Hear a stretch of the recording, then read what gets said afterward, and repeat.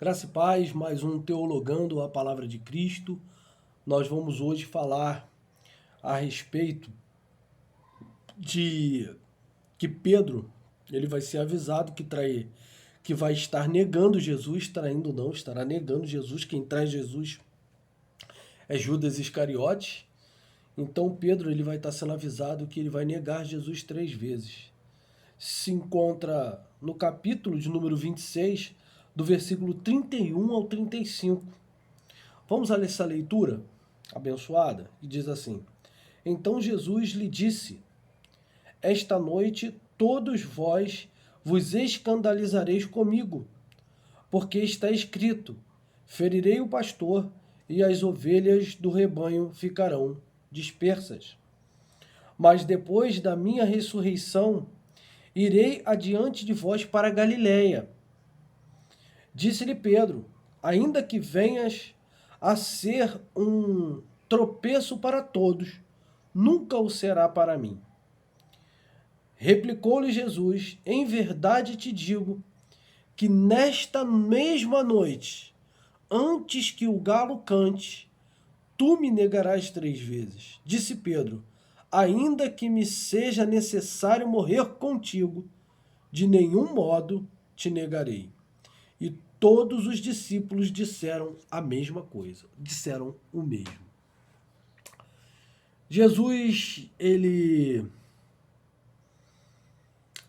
avisa então os seus discípulos e fala a respeito, no caso Mateus, né, ele escrevendo aqui, ele traz como enunciado principal uma das profecias a respeito de Jesus, que é essa profecia onde que diz: ferirei o pastor e as ovelhas do rebanho, elas ficarão dispersas.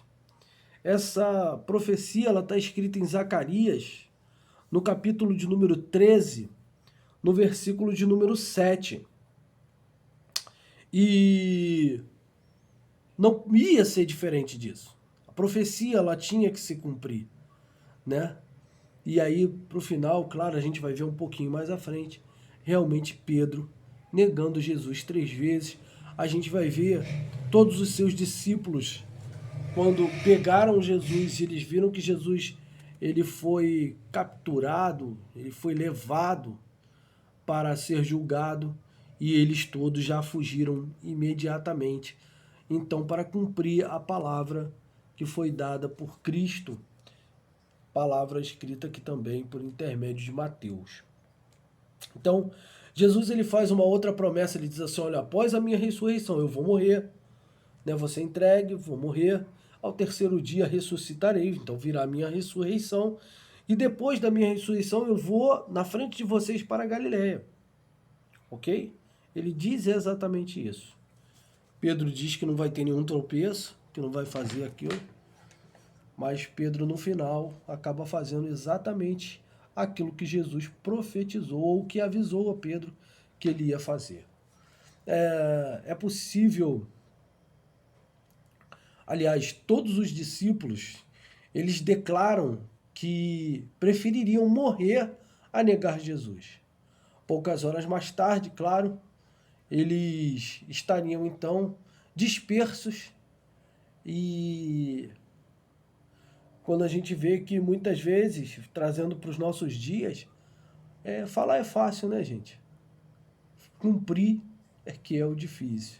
Por isso que eu sempre costumo ouvir, sempre com bastante atenção, aquilo que as pessoas estão falando e depois ver a realização daquilo que as pessoas estão falando. A prática da pessoa sempre é melhor do que a sua fala, ou pelo menos deveria ser melhor do que a sua fala. É facilmente confessar que somos fiéis a Cristo, porém nossa afirmação ela só é válida quando posta à prova sobre cruéis perseguições. A sua fé é forte? A gente faz muito julgamento a respeito dos discípulos. Não, se fosse eu que estivesse lá na presença de Jesus. Não, se eu fosse Pedro, não teria negado 3 vezes. Meu amado, abençoado, abençoada de Deus, a sua fé ela é forte? Será que você não faria a mesma coisa? Será que o bastante para suportar a sua fé, ela é forte o bastante para suportar uma intensa provação como essa? Queria que você refletisse um pouco também sobre essas coisas, porque é fácil falar, difícil é fazer, difícil é realizar muitas vezes aquilo que confessamos, aquilo que dizemos com a nossa boca. Eu juro a você que eu nunca vou desistir de você. Eu juro a você que eu vou estar com você todos os momentos da sua vida. Olha, eu costumo fazer menção a respeito do casamento. Pessoas entram na igreja, diante de um sacerdote, principalmente diante de Deus. Dizem que vão ficar com aquela pessoa para o resto da sua vida, até que a morte os separe. Outras dizem ali na saúde, na doença, mas na primeira prova que vem de saúde, de doença, de enfermidade, de pobreza, as pessoas se separam, porque não aguentam ou não aguentam a pressão ao qual elas estão vivendo, a situação ao qual elas estão vivendo. Então cuidado quando você julga, cuidado quando você fala. É bom ser prudente, estar sempre vigilante, em nome de Jesus. Mas Jesus, ele diz aí também que assim que ele morrer, ele vai passar um tempo aí, depois ele vai ressuscitar e vai encontrar com eles então na Galileia. É interessante Jesus falando desse jeito, porque os discípulos parece que não entenderam muito bem o que ele estava falando. Tanto é que os discípulos, eles começam a se dispersar e muitos deles não, 2 discípulos, na verdade, estavam de caminho para Emaús. E então Jesus aparece para eles e eles então retornam lá para Galiléia, onde Jesus falou que ele estaria lá, reunindo seus discípulos depois da sua ressurreição.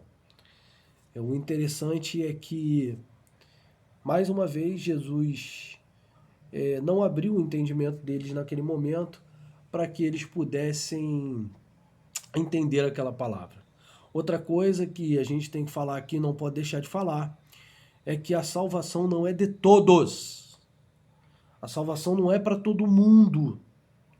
A salvação é para aqueles que confessam Jesus verdadeiramente.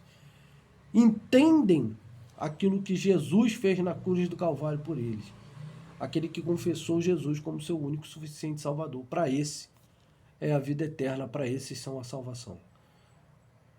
Ditas essas coisas, então, explicados os pormenores,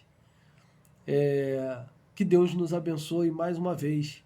Fiquem na graça e na paz, que o Espírito Santo continue falando aos nossos corações, em nome do Senhor Jesus Cristo.